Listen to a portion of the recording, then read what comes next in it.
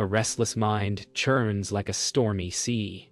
The young monk sits before dawn's first light, legs folded, breath trembling, as thoughts clash like swords in an invisible war. Memories surge, faces, regrets, unfinished words, all screaming louder than the thunder rolling beyond the monastery walls. He tries to silence them, but the harder he resists, the wilder they grow, rising like dark clouds swelling against a fragile sky.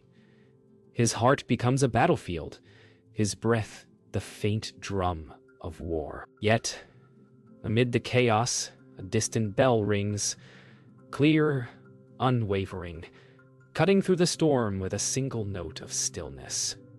For a moment, the mind pauses, and in that pause, the young monk wonders, what if I stopped fighting? What if peace was not in victory but surrender? Outside, the world breathes. Inside, a storm waits to be seen. The thunder outside becomes the echo of memory, a past that refuses to die. He sees flashes of armor, fire, and the terrified eyes of those he could not save. Each sound of rain recalls the clatter of steel, the cries of war, the weight of guilt that chains him to yesterday. Even here, on sacred ground, he cannot escape the ghosts of his mind. He clenches his fists, breathing fast, wishing to erase his past. But the harder he tries, the more vivid the memories grow. They feed on resistance. The storm rises, merging sky and mind into one turbulent sea. Through it all, a silent truth begins to whisper beneath the roar. You cannot win the war by fighting shadows. The monk opens his eyes. Rain and tears are indistinguishable. The storm, both outside and within, continues to rage. From the temple doorway, the old master watches, unmoving, unblinking, presence like a mountain. He says nothing. His silence cuts deeper than any rebuke. The young monk looks toward him, seeking instruction, but the master only closes his eyes, and in that stillness a message forms. Wisdom does not rise from battle, but from stillness. The rain beats against the roof like time itself, patient and eternal. Slowly, the young monk lowers his head, ashamed of his own noise. He begins to realize the futility of fighting what he cannot touch. Each drop of rain becomes a teacher, each breath a chance to begin again. The master turns away, leaving only the faint sound of his steps, as if to say the lesson has already begun. Lightning cracks across the mountain, illuminating the monastery like a flash of revelation. Wind howls through the prayer flags, scattering them into the night. The young monk remains seated, body trembling but unmoved. The storm demands reaction, yet he begins to notice the space between each sound, the quiet breath within the noise. It feels strange, as though the world outside mirrors his mind perfectly. The harder the wind screams, the deeper he sinks into stillness. The lightning fades, leaving a sudden silence that feels infinite. In that silence, a strange presence forms, heavy, familiar, and breathing in rhythm with his own. He does not yet open his eyes. He knows something has arrived, not from the world, but from within it. When he finally opens his eyes, the air feels heavier, charged with something unseen. Across from him, where the light no longer reaches, stands a shape that mirrors his own outline. It breathes when he breathes, moves when he moves. Yet its eyes are hollow, like mirrors reflecting nothing. A whisper ripples through the silence. Why do you fear me? The voice is not from outside, but from within the mind's own echo. His heart races, but his body stays still. The figure steps forward, and the monk realizes this is not an enemy from the world. This is the face of every thought he has tried to bury, every regret he has denied. The shadow tilts its head, almost curiously, as if waiting for recognition. And in that moment, the monk understands the storm has taken form. The battle has finally appeared before him, Not to destroy, but to be seen. The silence stretches until it becomes unbearable. The shadow speaks again, its voice soft and venomous, each word a mirror held too close. "You meditate to escape me," it whispers, "but I am you." Memories rush forward, moments of rage, guilt, unspoken cruelty. He sees himself shouting, breaking, bleeding from his own choices. The shadow feeds on his shame, growing sharper, clearer, more defined. The monk feels the weight of every emotion he had ever denied, pressing against his chest. He wants to strike it down, but something deep inside hesitates. Perhaps this darkness does not want destruction, only acknowledgement. The candle between them flickers violently. He takes a trembling breath and asks, "Then what do you want?" The shadow smiles faintly. To be seen. The old master enters without a sound. His robe barely stirs the air. He regards the trembling monk and the dark figure before him, but says nothing for a long time. When he finally speaks, his voice carries like the mountain wind. The sword that kills is the same sword that heals. The young monk looks up, confused. The shadow laughs. He speaks in riddles to keep you lost. But the master simply places a small blade before him, a blade once used by soldiers, now clean, resting upon white cloth. The weapon, the master says, is the mind. It can wound or awaken. He turns to leave, offering no more. The monk looks down at the sword, its polished edge reflecting both faces, light and dark, intertwined as one. As the night deepens, the shadow circles him, its voice becoming many, whispers layered over each other, echoing doubts he never dared to speak aloud. You failed them. You will fail again. You cannot be pure. Each phrase strikes like a blow, and his breath falters. The shadow grows taller, denser, feeding on the storm of resistance within him. Every time he denies the thought, it doubles in power. He tries to repeat mantras to block the noise, but they crumble like dry leaves in the wind. His meditation collapses into chaos. Then, through the noise, he remembers the master's words. The sword that kills is the same sword that heals. He lowers his head, realizing the truth. To wield the mind, he must not attack, but understand. Still, the shadow laughs, sensing his uncertainty, waiting for him to fight again. Unable to bear the suffocating presence, the monk flees into the forest. Rain lashes his face as branches claw at his robe. Every step echoes like thunder within his skull. He runs until his lungs burn and the world blurs into shadow and storm. Finally, he collapses beside a stream, gasping. The water reflects his trembling face, and within it, the faint shimmer of his shadow, crouching behind him. You can't run, it murmurs. You carry me wherever you go.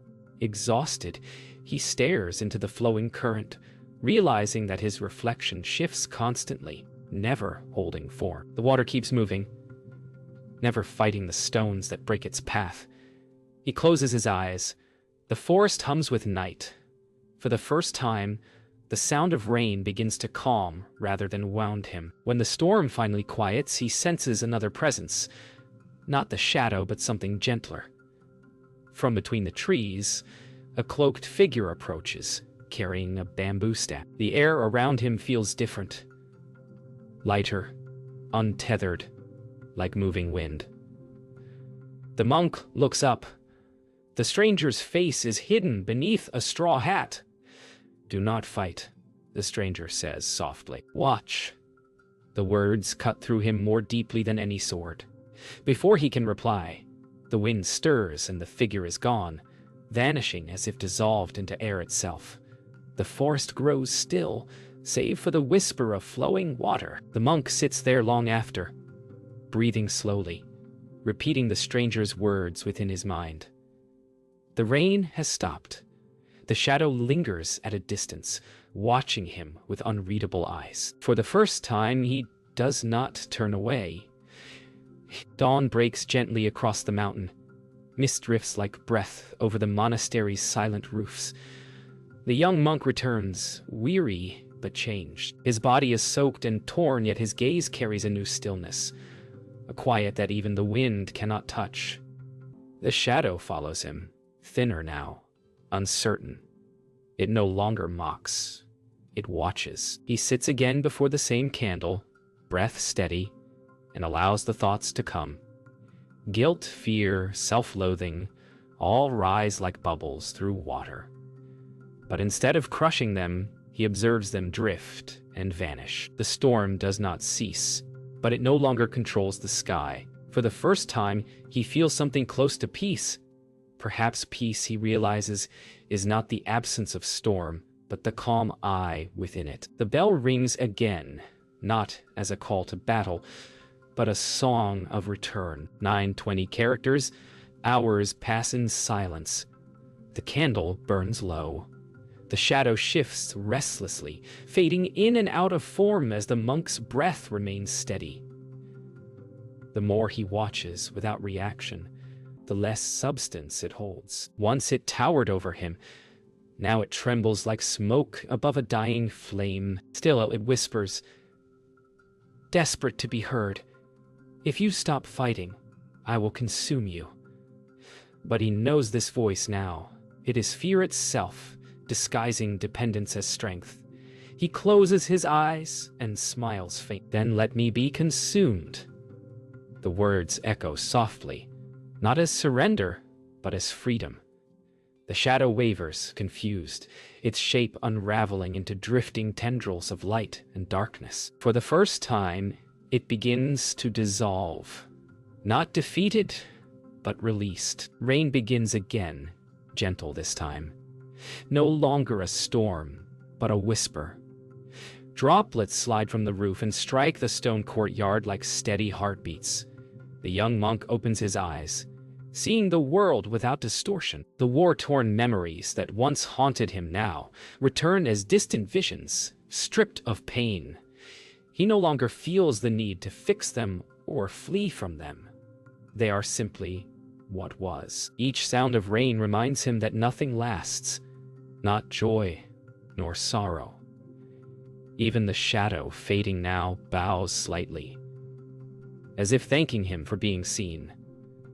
The monk's lips part, exhaling the final trace of resistance. Outside, the world glows with a quiet radiance, as though the mountain itself breathes in peace.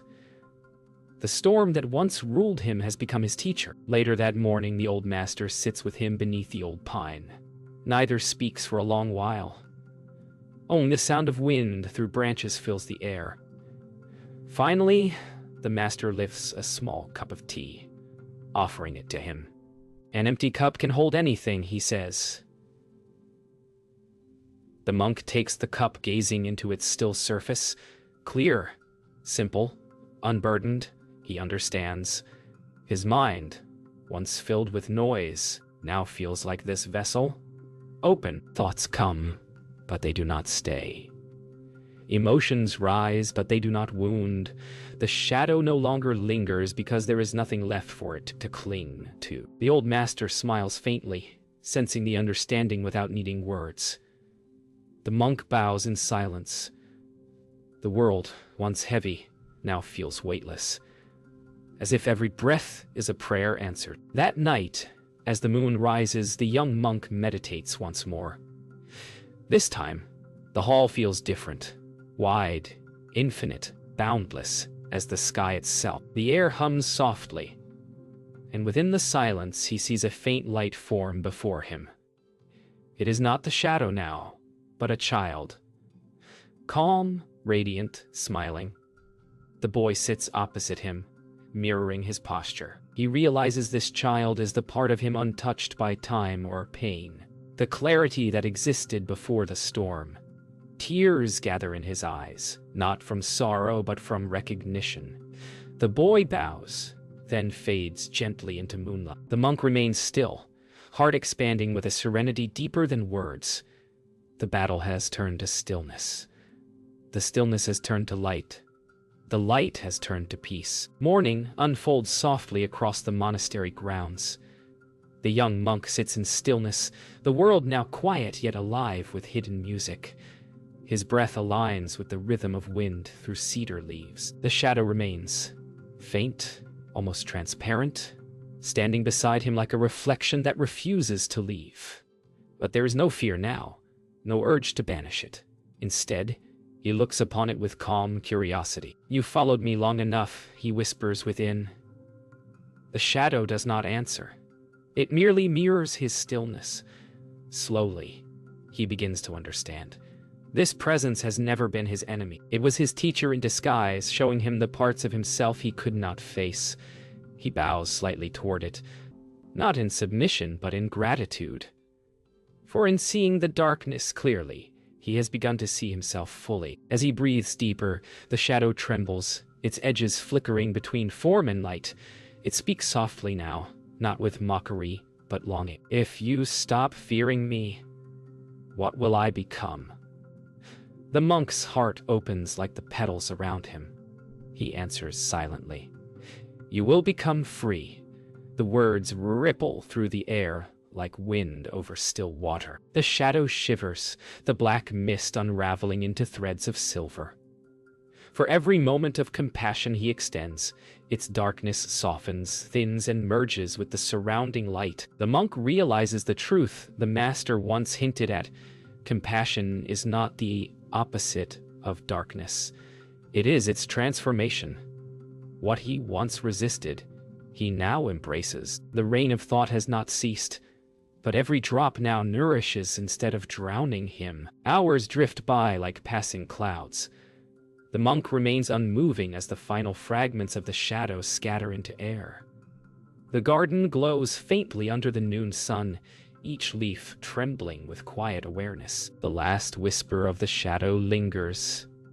"Will you remember me?" He smiles gently, answering within. "You were never apart from me." And with that, it vanishes, leaving behind a soft hush that feels like completion. For the first time, there is no division. No dark or light, self or shadow, victory or loss. Only balance. The world breathes with him. Each sound, each motion, each breath feels sacred. He touches the ground, feeling the pulse of the earth. The battle that once raged in his mind has ended, not with triumph, but with understanding. Later, the rain returns. Not harsh, but cleansing. It soaks his robe, runs down his face, and pools around his hands, resting on the earth. He weeps quietly, though not from sorrow. His tears mingle with the rain until neither can be told apart. Each droplet feels like forgiveness, washing away the remnants of self-blame. He sees now that the storm was never outside him. It was his own heart calling for release.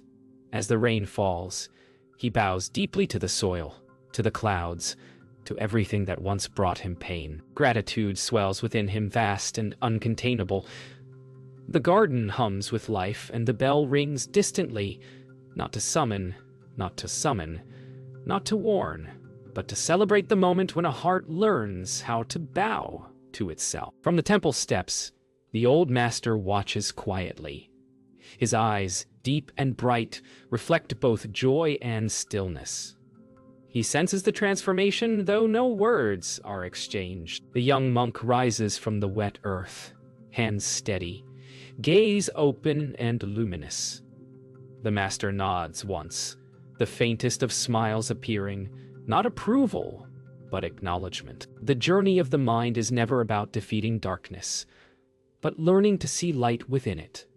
The air carries the scent of rain and pine.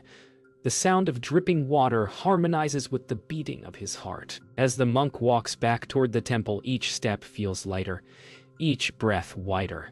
The storm that once terrified him has become his companion. He understands now peace was never hidden. It was simply waiting for him to stop searching. The monastery bell tolls through the still night, each strike echoing like the heartbeat of the world.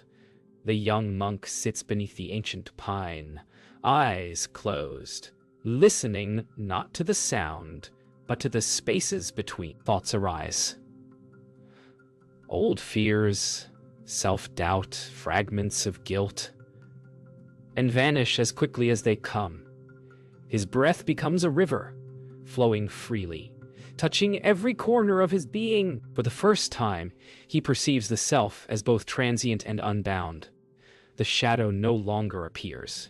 It has no anchor in this awareness. Every reflection in the pond, every ripple of wind through branches, carries the message that nothing is fixed, nothing is owned. In the pure stillness, he feels a lightness so profound that he wonders if he has ever truly existed at all. And in that moment, the mirror of the mind shatters, revealing the boundless sky beyond. He opens his eyes and gazes into the pond. For a long moment, his reflection is still unbroken, and then it dissolves entirely. No face, no figure. Only the rippling water mirroring the infinite sky. The young monk feels neither fear nor triumph. The self he clung to no longer exists, yet he does not vanish. A freedom unlike any he has known spreads through him. The pond, the trees, the wind, even the faint glimmer of stars, all appear as extensions of his being. And yet nothing is his. The lesson he has carried from storm to shadow to stillness crystallizes in silence. The mind is not a cage, nor a battlefield, but an open sky. And in that sky, everything passes, yet nothing is lost. He turns and sees the old master approaching silently along the stone path.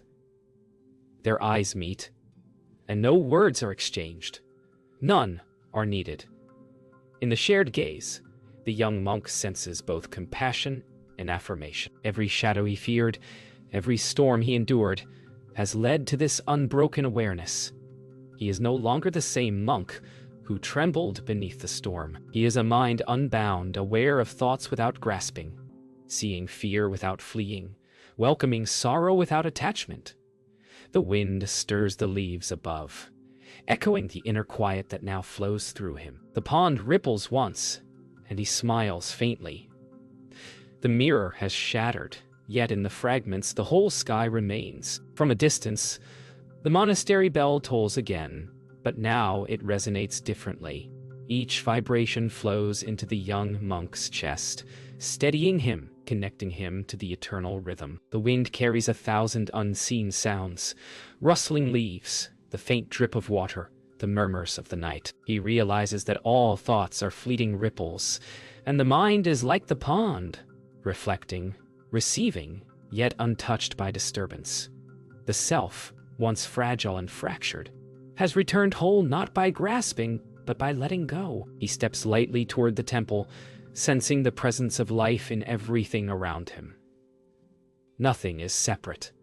Everything is interwoven. The shadow has vanished, the storm is gone, and only awareness remains, luminous, boundless, and free. He kneels at the temple entrance, bowing deeply toward the silent Buddha statue. For a moment, the world pauses. Wind, water, stone, and sky aligned in perfect harmony. The young monk's chest rises and falls effortlessly. His heart no longer clings to the past, nor fears the future. In the infinite quiet, he sees clearly that victory is not in conquering, but in awareness itself. Thoughts, emotions, and shadows pass freely, leaving him untouched. The pond, the wind, the bell, the forest, all are teachers, all are mirrors, all are selfless. And in that final moment of stillness, he becomes what he always was, the boundless sky, infinite and unbroken. The mirror is broken, but the mind has never been freer. Dawn rises over the monastery, soft light spilling across moss-covered stones, and prayer flags fluttering gently in the morning breeze. The young monk walks slowly through the garden, each step deliberate, each breath aligned with the rhythm of the world. The echoes of storms past are distant memories, replaced by an effortless presence. Leaves glimmer with dew. Birds flit through the courtyard, and even the stones seem to hum with quiet life. He reaches a small patch of earth, kneels, and begins to tend the plants, his hands brushing soil, water, and roots with careful attention. The act is simple, yet profound. The awareness he cultivated in silence and shadow now blossoms in movement and care. This is not triumph over darkness, but integration of awareness into every act of living. A young novice arrives, eyes wide with hesitation, mirroring the uncertainty the monk once carried. Taro watches silently, recalling his own fears, doubts, and restless mind. He does not speak immediately. Instead, he sits beside the boy, letting the quiet air communicate the first lesson. Presence over words. The novice fidgets, glances at shadows and frowns, as if the world itself demands control. Taro places a hand gently on his shoulder, guiding him to breathe, to feel the rhythm of life instead of the chaos of thought. The boy's tension eases slightly. In this simple act, the monk realizes the depth of his own journey. Awareness is not solitary. It grows when shared, not imposed. Together, they walk to the meditation hall. Each step is measured, deliberate, echoing softly across the stone floor. Taro demonstrates the slow inhale and exhale, the attentive posture, the act of noticing without judging. The novice mimics him, unsteady at first, then gradually finding balance. The act is humble, almost invisible, yet it radiates transformation. The young monk understands that this is how knowledge flows, not through grand gestures or proclamations, but through quiet presence, through showing rather than telling. Each shared breath becomes a bridge between past struggle and present clarity, between the storm once endured and the stillness now embraced. The garden, the hall, and even the air around them seem to acknowledge the lesson unfolding silently. Later, near the edge of the monastery, the wind monk reappears, silent as the breeze that bends the bamboo. He observes Taro and the novice with quiet interest, nods once, and moves on without a word. The gesture carries an understanding deeper than speech. Taro feels a wave of gratitude, not only for the stranger's guidance, but for the recognition that his journey is ongoing. Awareness is not a destination. It is a living, breathing practice, woven into every moment. Each step, each breath, each glance carries the potential to awaken or to fall back into old habits. The young monk smiles faintly, watching the novice mirror his movements with care and curiosity. The lesson is alive, flowing, unbroken. The day wanes, and the mountain wind carries the scent of pine and wet earth. Taro stands on the temple steps, looking outward across the valley. He remembers storms, shadows, and sleepless nights, all once insurmountable, now gently folded into memory. The novice sits behind him, mimicking his posture, breathing as if the air itself teaches patience. In this quiet communion, he understands the essence of return, not as triumph over a foe, but as harmony with all that is. Every stone, leaf, and ripple of water becomes a companion, a teacher, a mirror. The monastery is alive not through conquest, but through mindfulness and compassionate presence. Taro bows lightly to the world, inhaling deeply. Awareness, he knows, is the home, never abandons him. Dawn spills across the monastery, golden light spilling over misted rooftops. The young monk sits on the temple steps, eyes closed, absorbing the gentle rhythm of the world. The wind hums through the pines, carrying petals and whispers of faraway valleys. In this silence, the mind no longer grasps, fights, or hides.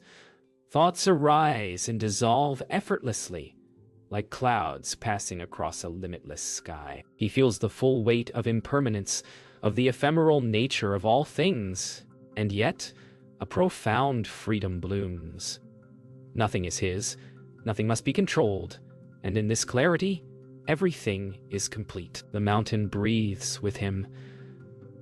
The forest whispers with him. In the sky beyond thought, he finally understands. Victory was never about defeating shadows, but seeing the boundless openness within. The old master steps quietly from the temple doorway. His figure framed by golden light, he walks to stand beside the young monk. No words are spoken, none are needed. The master's presence alone affirms the journey taken, the battles faced, the storms weathered. They share a silent gaze, and in that exchange, time seems to dissolve. The mountains, clouds, and wind merge into a single living moment.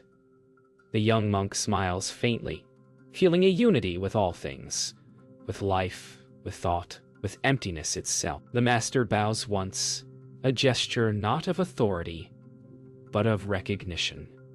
And in that quiet nod, the monk feels the culmination of years of struggle. Not conquest, but awakening. The young monk rises and walks through the courtyard.